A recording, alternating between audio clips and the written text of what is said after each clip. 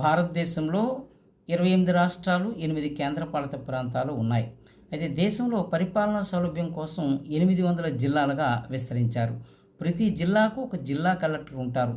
ఇతడు జిల్లా పరిపాలనా విభాగాధిపతి మరియు ఒక ఐఏఎస్ హోదాకు చెందినటువంటి వారు. యూనియన్ పబ్లిక్ సర్వీస్ కమిషన్ పోటీ పరీక్షల్లో మంచి అత్యున్నత ర్యాంకు సంపాదించే వారిని జిల్లా కలెక్టర్లుగా కేంద్ర ప్రభుత్వం నియామకం చేస్తుంది.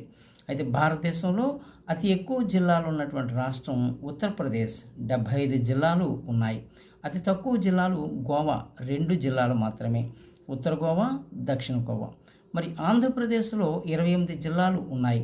ఇటీవల కాలంలో పోలవరం, మార్కాపురం అనేటువంటి 2 జిల్లాలను ఏర్పాటు చేయడం అనేటువంటిది జరిగింది. తెలంగాణ రాష్ట్రంలో 33 జిల్లాలు ఉన్నాయి.